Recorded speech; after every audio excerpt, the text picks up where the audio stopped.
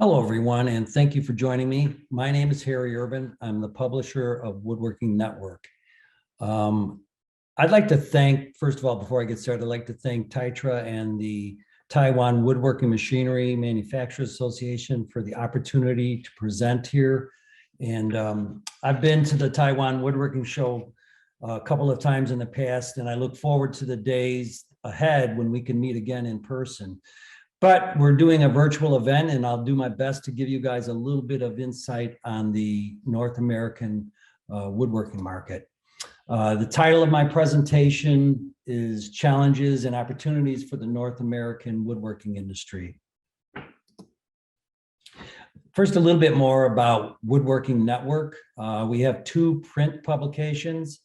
FDMC is distributed to 65,000 plus subscribers in North America, and it is aimed at manufacturers in the wood industry, from the largest office furniture and residential furniture and cabinet manufacturers to small productive shops, specifically aimed at professionals in woodworking. Our other print publication is Closets and Organized Storage. And just like the title indicates, it's aimed at that very exciting niche for closets and organized storage, which actually, because of the pandemic, has really taken off, and it's an exciting niche for us to cover. Another part of Woodworking Network is our events.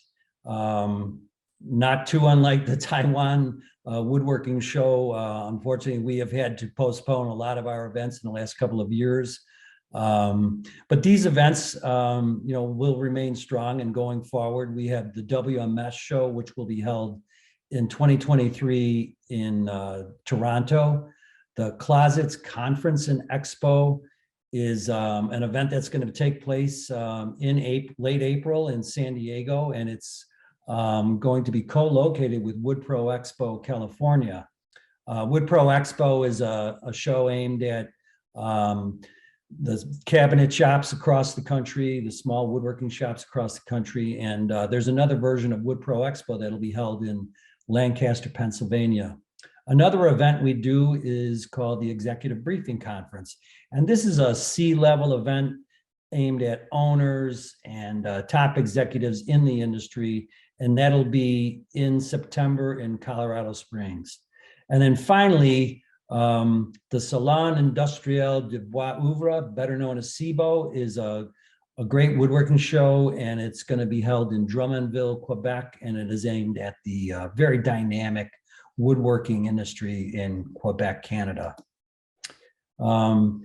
Just very quickly, what we do in terms of digital at Woodworking Network are online advertising, e-newsletters, custom email, and social media. So I prepared this presentation, just kind of give you a little taste of what is going on in the North American woodworking industry, and what has happened since the pandemic locked us all down in March of 2020. First of all, just consider that the pandemic, it's not just Americans, probably across the world. The pandemic caused all Americans to reevaluate where they live, where they work, and the quality of their living space. There have been movements in this country called, like, for example, the Great Resignation, where folks just decided, after reevaluating their lives, after being locked down because of the pandemic, that they wanted to move or live somewhere else in the country. They resigned. They left their job. They decided to go work somewhere else where they could work from home, or maybe work from home out in the country. So just a lot of reevaluation going on, where people live, where they want to work. And, probably most importantly for our industry, they're evaluating the quality of their living space. So they're looking at furniture, they're looking at their home offices, they're looking at storage, they're looking at, just the comfort levels and the modern attributes of a smart home, and as it relates to I'll call it a smart kitchen. And so in any case, the North American woodworking industry since the advent of the pandemic has remained very strong. Almost since the start of the pandemic, the woodworking industry was determined to be essential. And so with only a few weeks of being locked down or locked out of work, the woodworking industry in North America came back roaring as companies got on with their business. They got on with doing those cabinet installations. Remodeling really stayed strong, and companies also pivoted, especially in the beginning. Small cabinet shops were building partitions or different types of workplace configurations to focus on social distancing. So, plexiglass partitions, redesigned workspaces for healthcare, those were all in the mix, and one of the reasons that the North American woodworking industry remains very strong. Now I'd like to talk a little bit about the FDMC 300, and this is a list that we've been compiling for several decades now, and it really just focuses on the top 300 companies in the woodworking industry. And our analysis of how the 2022 FDMC 300 companies did in 2021, as my editor said, in one word, you can sum up, they were busy. Overall sales for the group comprising North America's largest wood products manufacturers grew almost 8% in 2021, reaching an estimated $62.4 billion. The residential furniture segment specifically saw sales grow roughly 4.3% in 2021 to an estimated $16.3 billion.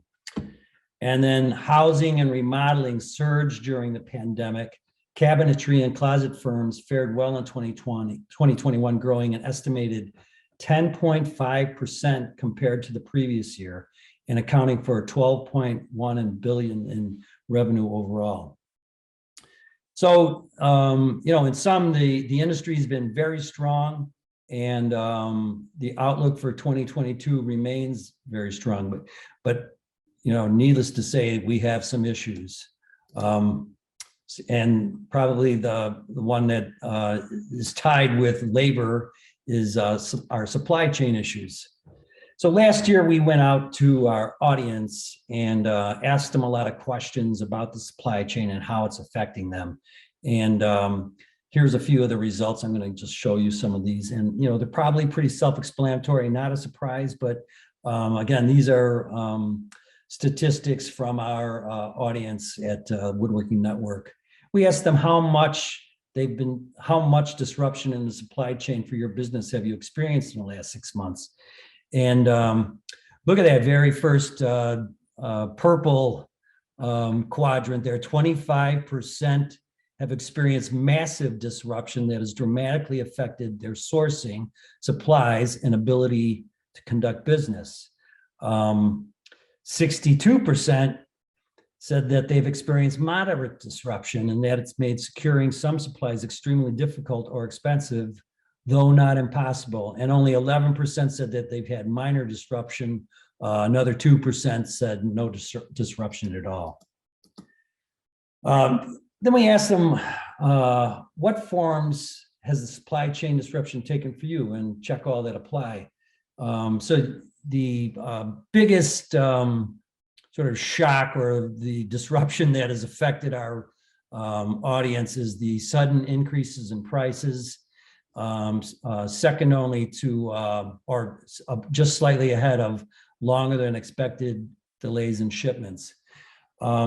So what does a manufacturer in this industry do? And the quick answer to that question is that those delays in shipments and in installation and lead times have obviously been passed on to the end user or to the customer. Same with the sudden increases in prices. I hate to say it, but consumers in North America are kind of resigned to the fate now that we're feeling with inflation, and for wood products manufacturers to go back to their customer base with price increases. Certainly not not something anyone wants to do, but it's not unexpected, and for better or worse, it has been accepted. And then finally, another question is, what supplies that you use have been most affected? And in the United States, the leading raw material that has been affected has been domestic lumber and actually imported lumber and wood components. So, you know, the raw material is really obviously the key. And based on conversations we've had, this is the number one sort of dilemma that people have, you know, just literally getting the raw material, MDF, particle board, and solid wood. It's all affected by the inherent supply chain and also the labor, which I'm going to talk to in the next couple of slides. You know, there are other issues too that we're aware of at Woodworking Network. In this survey, it said only 2% regarding machinery, parts, and supplies, but I know for a fact in talking to a lot of wood products manufacturers that getting machines is not that easy now either. And you want to automate, but you can't necessarily get the machines that you need as rapidly as you need them. So again, there's machines out on the water that haven't been delivered, and those are all you know, things that are affecting our audience base. So another area is obviously workforce, and we did another survey of our audience last year and just asked them some basic questions, such as how has COVID-19 had a significant impact on your ability to hire qualified production workers? And no surprise, in purple, big answer, 65% say yes, and 29% weren't sure, but suffice to say that COVID-19 has kind of changed everything as far as the labor force is concerned.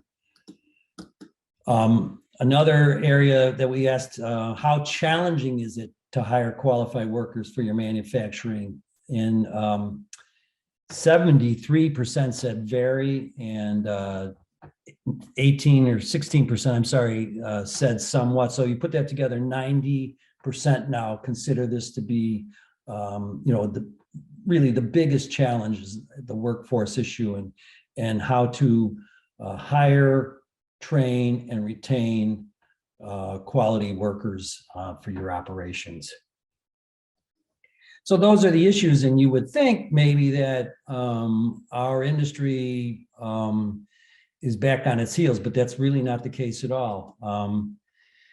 Here's, you know, what I'm just going to call in some little bit of an outlook here. And in 2022, we got yet another year of uncertainty. Some of us in the U.S. think COVID is going to become more of an endemic instead of a pandemic problem, and we're going to learn to live with it. Right now, most of the U.S. is pretty opened up. Like I said before, trade shows are happening. Movie theaters are open, restaurants are open. You know, you still have to be masked up to get on an airplane. But for the most part, some of that uncertainty for COVID, at least as I speak right now in March of 2022, that seems to be in our rearview mirror.